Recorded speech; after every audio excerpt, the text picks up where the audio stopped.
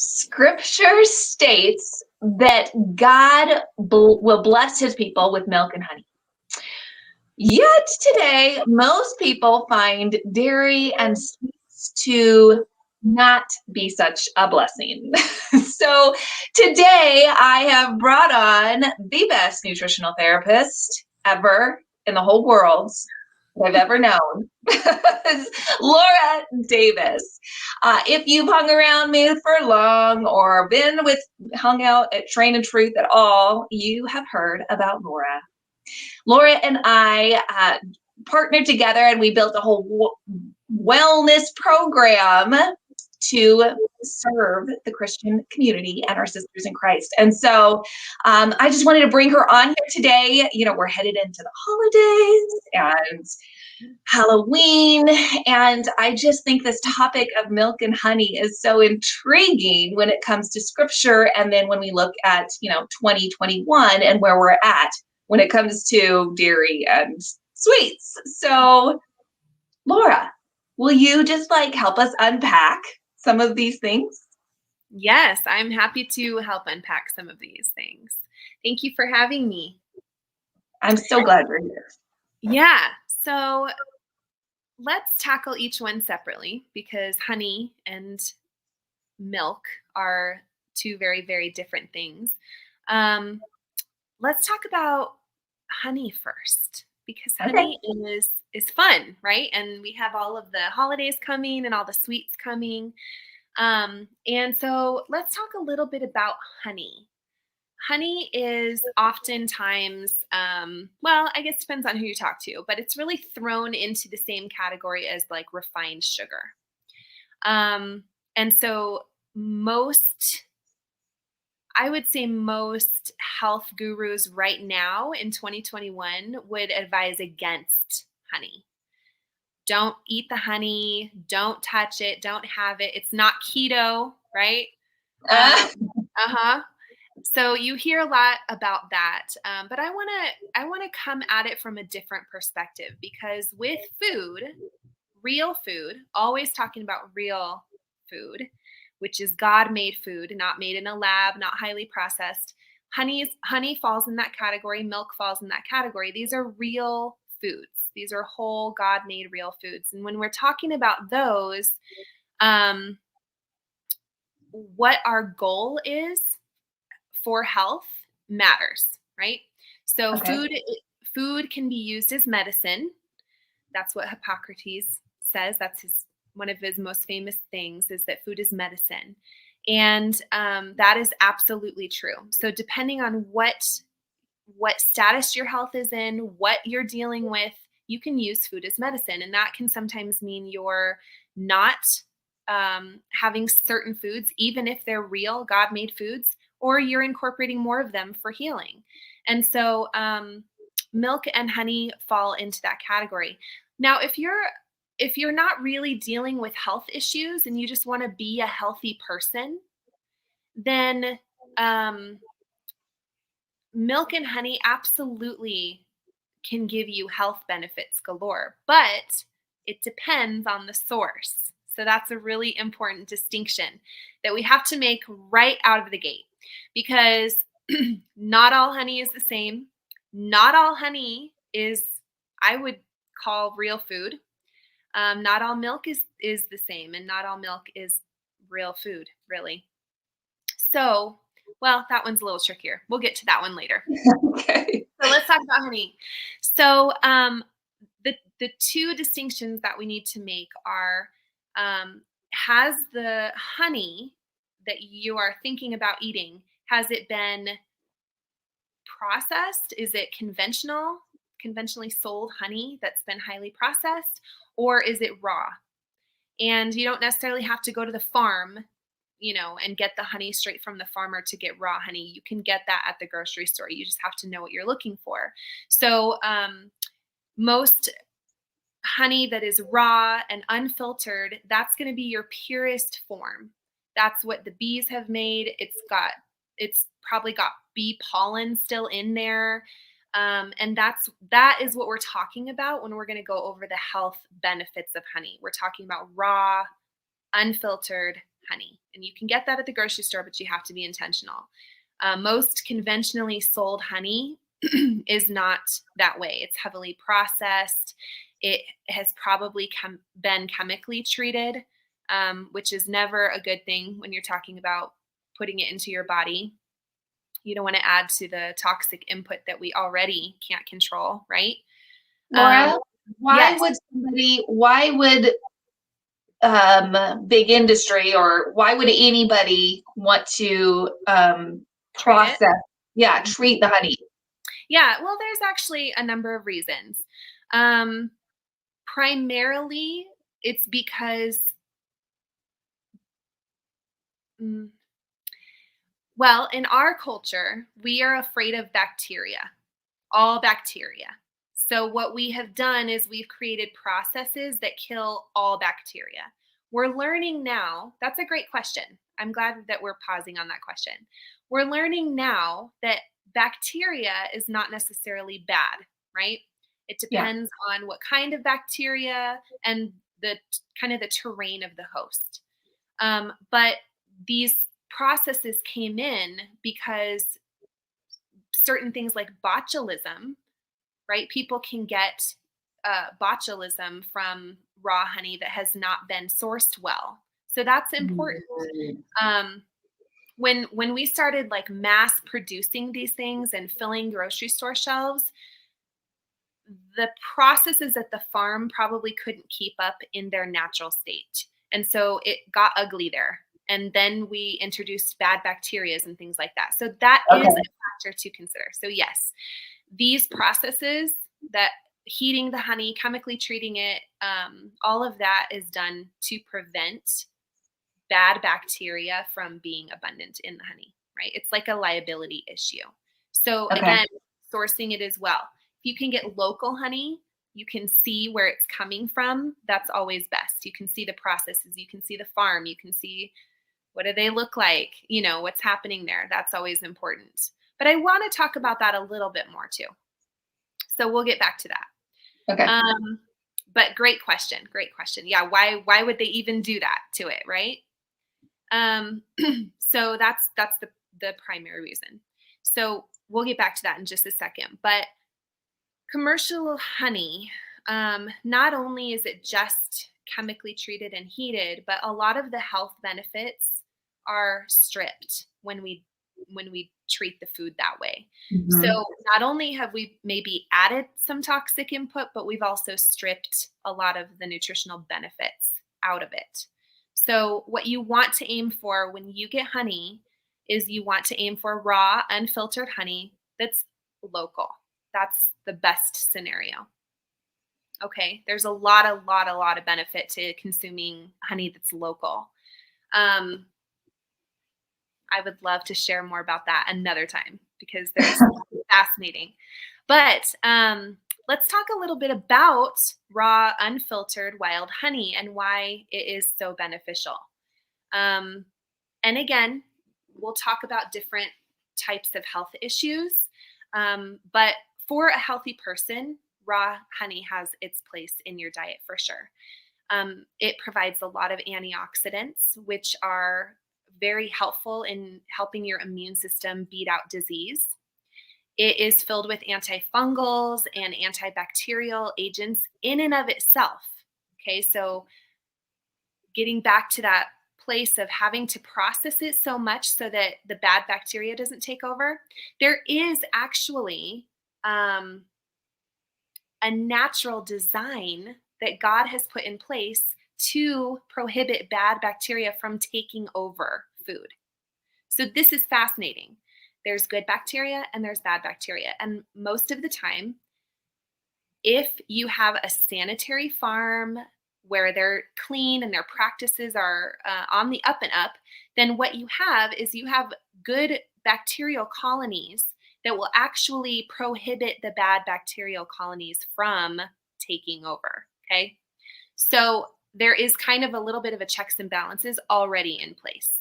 One of the dangers of actually treating the food so that it doesn't have any bacteria is that if a source of bacteria came in after the food was treated, there would be no good bacteria left to handle that bad bacteria.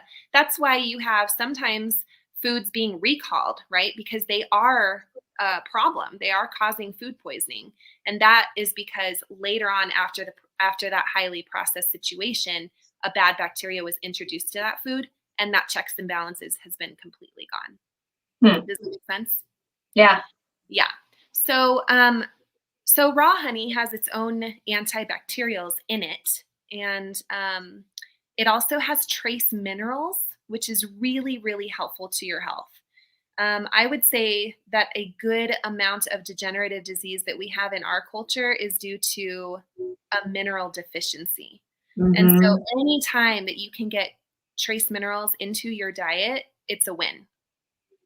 It may also contain bee pollen. The raw honey may also still contain bee pollen, and bee pollen has been shown to have numerous health benefits, especially when it comes to people who have histamine intolerance and who have a problem with allergies. Yeah. So what does that even mean? What does all that even mean, right? Why do we care about antifungals and antibacterials and minerals? On a practical level, what that actually means for you is that you can help to treat wounds with honey, right? So it's not just a food, it's also a medicine, right? Because it has antibacterials and it can help to soothe the wound and keep it clean. It actually has compounds in it that work with your body to create like a hydrogen peroxide compound. It's crazy. It's crazy. Isn't that cool? I just think that's cool. I have never used honey for a wound, but in my research, I found that that's actually a thing. You can put like honey on your Band-Aid. Anyways, but I would say one of the most needed and little known about benefits of honey in our society, because we have such gut issues, is that honey can actually be really super healing to the gut. So again, raw honey is very healing to your gut. So if you have SIBO, if you have leaky gut, if you have issues with any kind of digestion, if you have heartburn or indigestion or constipation or diarrhea, or you just have maybe you have yeast overgrowth, candida, consuming raw honey is one of the best things that you can be doing. So that's interesting, because doesn't but sugar, like the yeast feeds on sugar, right? I remember I used to have so many issues with yeast infections, and knowing that sugar was a huge cause of that, yet honey is different than the sugar. Yes. So honey is sugar, primarily. It's like 90% sugar. But there are different kinds of sugars, and it comes in different forms, right? Again, honey is a whole food. So I would liken honey to like a fruit. If you were to sit down and eat, an apple or a pineapple, you're getting so much more than just the sugar. Again, there's built-in checks and balances, right? You've got fiber, and you've got minerals and vitamins, and you've got antioxidants. You've got all this stuff going on that your body actually needs. And so when you have a problem with like yeast overgrowth, it does not feed on just sugar, but it depends on all of your entire diet, your whole lifestyle. What kind of sugar are you putting into your body, right? We want to make the very clear distinction that honey is not like refined cane sugar, or any of the substitutes that go with that, right? It's not the same thing. It is a whole food. So we have to make that distinction right away. However, again, food is medicine. Times when you would maybe want to cut out honey would be if you have a blood sugar issue, or you would be strategic and combine your honey with other compounds that would help to neutralize the sugar. So cinnamon is one of those. You can consume honey and cinnamon in the same sitting, and that will help to neutralize a blood sugar problem. But if you're trying to limit, the amount of carbohydrates you have, for example, you probably are not going to have a ton of honey, but you can still use it. I would still put a little bit in my coffee because it still can help you attain your goals if they're weight loss or even treating diabetes. Honestly, honey has benefit there as well. So what we don't want to do is overconsume honey, right? So actually the Bible tells us specifically to eat honey because it's good. It's a God-made whole food. I think it's Proverbs 24:13. He says, eat it. It's amazing. It's great for you. It's going to make you feel good, right? But then here, just a couple chapters later in Proverbs 25, he's saying don't eat too much of that, right? Because in excess, nothing is good for us, right? And in excess, honey isn't good for us either. So we don't want to just be eating honey sticks all day long. So, yeah, I know, darn. But, that said, I don't really know anybody. Well, maybe children would be a exception to the rule, but people generally are not over consuming honey. At least not now, because we have other sources of sugar that we're addicted to. And then you introduce honey and you're like, honey, I don't know, it just doesn't taste the same, right? I would encourage anybody with like a sugar habit to actually begin substituting their other sugar sources with a little bit of honey, because you'll find out that your consumption will go way down and you're getting some health benefits of it. So it's actually a really good substitute for refined sugar. Mm-hmm. Yeah. Does that make sense? Love it. Okay, good. Let's see. Yeah, as far as I'm concerned, all of the downsides of honey would be from commercial honey or an overconsumption of. Does that make sense? Totally. I personally love to put raw honey in my coffee. I'll do like a teaspoon in the morning every day, and I think that's fantastic. So yeah, it's good for you. Biblically, God endorses honey. He gave it to us. It's food. Yay! Yeah. and it's actually like, for anybody who, hopefully you're not doing this, but for anybody who really likes energy drinks, honey is quick energy. It's easily absorbed. Your body doesn't have to work hard to convert it into an energy source. Like fructose, actually, it does. Your body does have to. So honey is a good, quick energy also.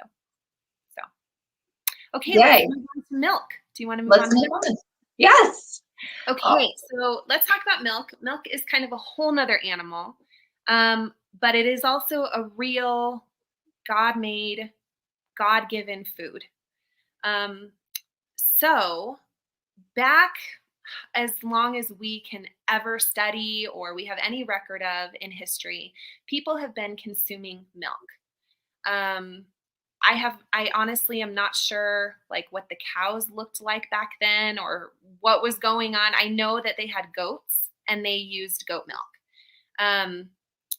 Not sure about the cow situation. Do you know, Christine? I don't know. No.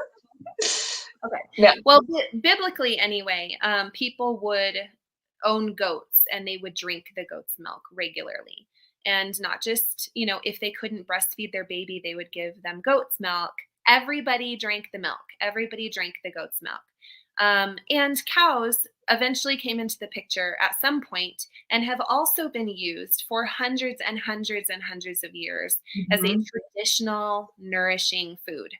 So again, there's like a huge distinction that we have to make here because there are a couple different kinds of milk. Well, dairy, really. I'm talking about dairy kind of in general. But we'll get into specifics of milk too. So there is raw, and then there is conventionally sold pasteurized milk. And there's a world of difference. So let's talk about pasteurized milk. Why would anybody pasteurize milk? What is pasteurization, right? Pasteurization is the heating of, like flash heating of the food to kill all the bacteria. So it's the same with the honey, which isn't always, well, it's usually heated, but anyways, we're on to milk now. So the milk is pasteurized. So all of the bacteria in the milk has been killed. And that might sound like a good thing. I think a lot of people think it's a fantastic thing, especially when, again, our consumption of dairy in this country went way up and we had distilleries and they were not sanitary and it was totally disgusting. Pasteurization kind of came into the picture just before that started happening and becoming a huge problem. So it's understandable, right? It's not like some big conspiracy to kill us all. That's not why we're pasteurizing milk. But again, there's a natural checks and balances in raw milk that make sure that the bad bacteria are not thriving. So raw milk is far better. Raw milk has high quality proteins that have not been denatured. Right? In the pasteurization process, the proteins, you still have protein in milk for sure, in conventional milk, but not as good. They've been denatured and a lot of the proteins have been destroyed. When you say denatured, yeah. Can you just describe what you mean by that word? Denatured? Destroyed. Basically destroyed, yeah. So amino acids have a certain structure and the pasteurization can destroy that structure. Okay. Yeah. Without getting too technical. Okay, thanks.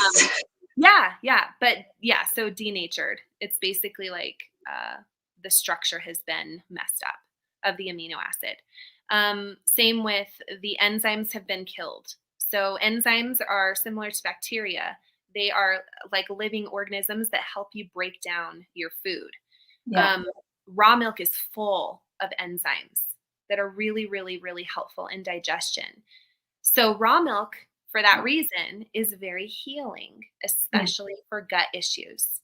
So because it has natural enzymes in them. One of them is lactase. Lactase is highly prevalent in raw milk. But when you pasteurize the milk, you kill the lactase. Everybody knows someone who is lactose intolerant, right? Yeah. So we don't actually have the enzymes in our body naturally to break down lactose.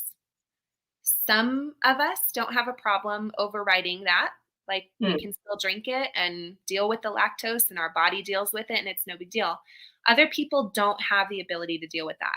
Most people who are truly lactose intolerant handle raw milk just fine. And the reason is because raw milk has lactase in it and will break down the lactose for them so that they don't have to do it themselves. Does that make sense? Yeah. So I encourage anybody who is lactose intolerant to try raw milk. Give it a good try. Find out where you can get it. That's the tricky part too. Because some states don't allow the sale of raw milk. So you would have to go directly to a farmer and work out like a cow share situation, but you can get it. And other states, you can just buy it. So anyways, raw milk also is filled with probiotics, which is good bacteria, you know. It is filled with minerals also. Minerals like calcium and iodine, potassium, phosphorus. These things we don't get enough of. Any real food with good minerals in them is something that we should be eating.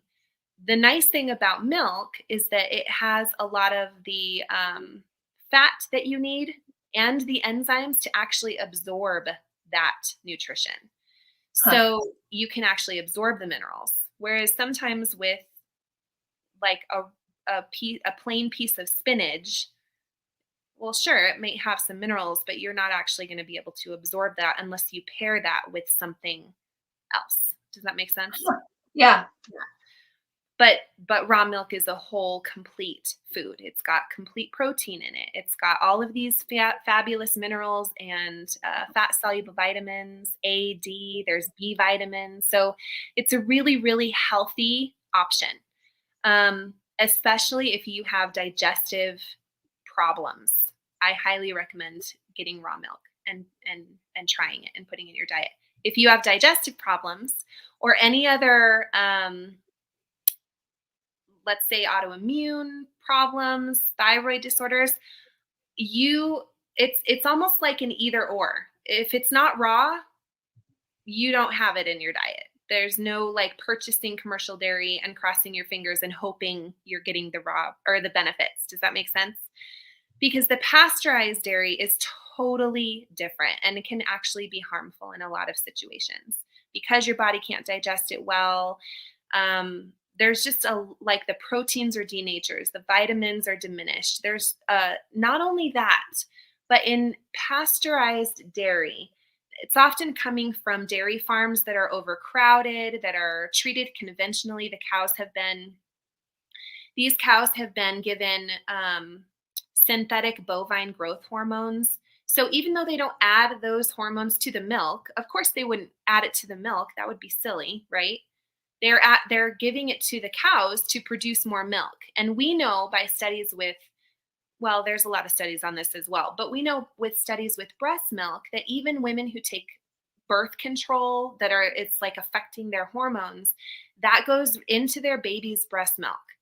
Cows are no different. When they're given growth hormones, it's going into their milk and then it's coming to us and we are drinking those added hormones. And so conventional dairy really is not the way to go. So Laura, what would you say about like organic milk? Is it different? Is it that much different than?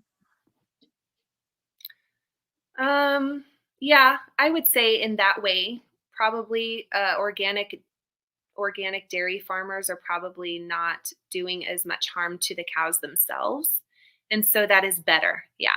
So if you tolerate milk fine, if you don't have an issue with lactose and you still want to enjoy, heavy cream and butter and things like that, I wouldn't add a lot of dairy to your diet if you cannot get it raw. It's essentially a dead food. It's not doing you any favors. Does that make sense? Yeah. Yeah. I mean, it does have proteins and it does have some vitamins, but you can get those same things from a different source that is so much better without any of the harm. Okay. And so the harm being, like, I just remember when I was drinking a lot, feeling a lot of inflammation. Okay, yeah. And then when I cut it out completely in my healing protocol, when I was really working on my thyroid issue, I completely cut dairy out for years and felt much better. Yeah, yeah. And it was probably commercial dairy that you had?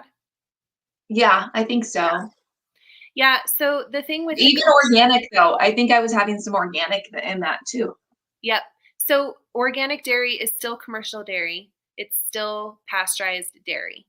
The only part that would be like a step up is that the actual farm treats its cows better. So it's cleaner probably. I mean, and we can't even say. I mean, I want to believe that, right? I want to believe the organic farm has done a better job and that they're not giving, growth hormones to their cows. But honestly, I don't know. I mean, there's a lot of, it's a trust system, right? So if you are going to purchase conventional dairy, then please purchase organic for sure. But it's best to go raw. If you can access raw, it's best to do that. Yeah. And if not, then just maybe limit how much you're consuming. We just don't know. We don't know the toxic level of the dairy. And we don't know, maybe you don't have lactose intolerance, but maybe like in your situation, it's messing with something in there that we can't see, Yeah. Yeah. Have you ever tried raw, Christine? Yeah. Okay. Yeah, I'll have it. I don't ever like drink it straight, but I'll Yeah. like add it to my coffee. And Okay. um, Is that legal in your state to buy yeah, raw milk? Yeah. yes, it is. Yep, I go up That's so right up to nice. the local little farmer's market store, and Yeah, that's so nice. yeah. So nice. Yeah, it's not here, so I cannot even hardly get Really? it at Yeah, all. no, even at like the locals, like Nope. Super One stores, we have it. Yeah. Yeah, yeah. Nope, you have to buy a cow here or participate in a cow share, program, which is fine. Did you do that? I don't do that. It's just I would the if I had the funds to, do that as something extra. I just don't. Yeah. I don't. Yeah. And so, for like let's talk about the holidays coming up. So the holidays are coming up. Sometimes I will go and I'll purchase milk for recipes. And I do buy butter, conventional butter because I don't have access to raw, which is interesting. I do have access to raw cheese. So that's Huh. weird. I don't know why they can sell raw cheese. So I buy raw cheese, and I buy conventional butter. And then occasionally, if I'm going to bake something, then, and I need milk, then I'll get some milk, some conventional, organic, full fat milk. Um, yeah, you definitely want the least amount of processing possible. And that would wipe out all of the low fat, 2%. You want full fat milk. The heavier, the better because you know, I know that there's a lot of reasons that people go for low fat milk, but it's actually a marketing ploy. So that's not healthier for you under any circumstances. Yeah. But so there are times and there are places that I do use conventional dairy, but because I don't have the ability to get it raw, we just don't have it, Yeah. you know. And one more thing is that I don't substitute the milk with something else that's not actually milk. So, and What? that's yeah, right. So, I want to talk about this just a little bit because I think people think that it's fine to just drink nut milk or oatmeal. That's like the new thing, right? Oat milk.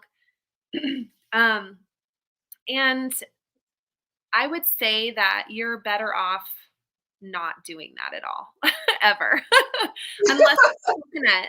If it's coconut milk, you can get canned coconut milk that's actually the closest thing to whole food. That's fine, and you can bake with that. You can drink that. There are ways. Sweeten it with a little honey, a little raw honey. And I like coconut milk because it's thicker. Yeah. Um, so that is a good substitute for coffee creamer, which is kind of what I think about at least when I was doing my dairy withdrawal, that was like the big thing for me. I'm like, well, I don't need cheese. I don't need milk. I just need something in my coffee. And so everybody has their thing. Nut Yeah. milks are not a good substitute for real milk. We should be on the hunt for raw milk. It's healing. Again, scripture, God tells us that he has given that to us and it has sustained generations upon generations of people. It's very healing. It's very good for you if you can get it in its purest form. Yeah. But the nut milks, they're highly processed. They're Yeah. not, they've got additives in them. They're typically very, very high in carbohydrates. And the other thing with nut milks is that they have been soaking those nuts and now you're drinking basically the nut water. That's what nut milk is. Nuts have anti-nutrients in them.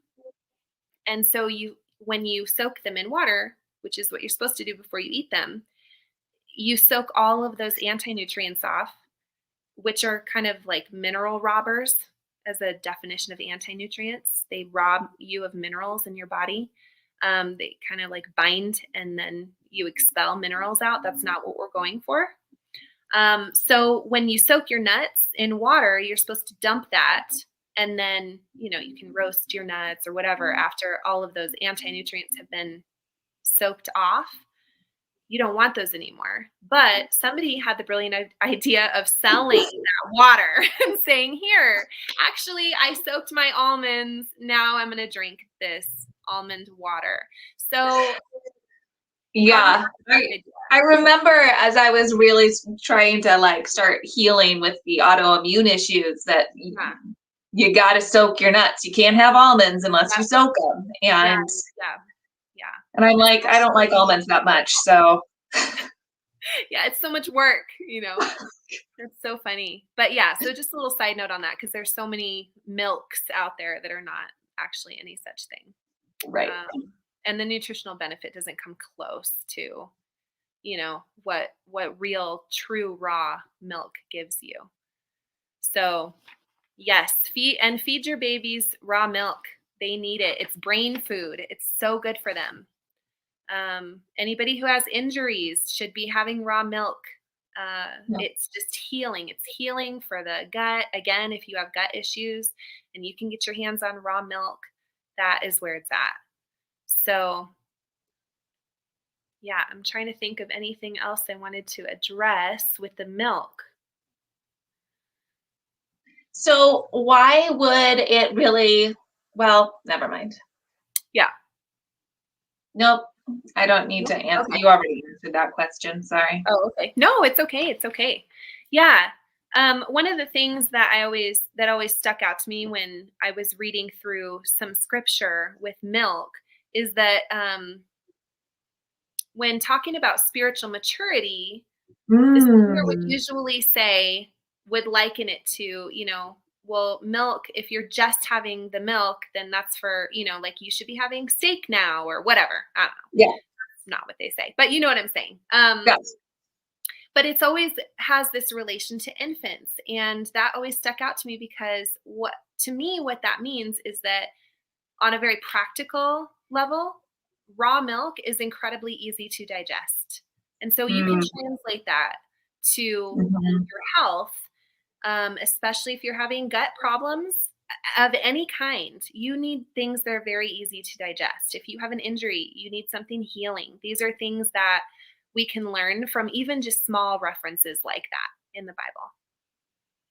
That's cool. So, yeah. Yeah. Yeah. Love it. I think that's all I have on the milk and honey and why it's so fabulous to have both in your diet as long as they are properly sourced. Yeah. And I read somewhere that they like really pair very well together too. I'm gonna have to like dig that info back up, but there's like some health benefits being paired together. Where you can pair milk and honey together? Yeah. Oh, cool. Yeah. I want to hear about that. Okay, I'll dig it up and share it. Okay, cool. That's awesome. Okay, cool. All right. Well, that was a good 40 minutes. Thank you so much for sharing, Laura. Yes, of course. And yeah, if anybody has questions, they can put them in the comments and I will, check back here and answer any questions anybody has. So hopefully that's helpful. And if you need to contact me directly, you can always go to my website and send me a message and I will get back to you as well. My website is madintuition.com. And you should be able to contact me through that as well. Yeah, I will drop all of the links. Those will all be in the caption. You'll be able to find links to Laura's Instagram. You'll see where you can book a personal one-on-one with her. And of course, you can jump in and join both of us in Warrior Wellness anytime. We've got some spots open. So there will be links for you there too. So check those out. Happy weekend, and we'll see you around. Okay. God bless. Godspeed. Thanks, Laura. Thanks, Christine.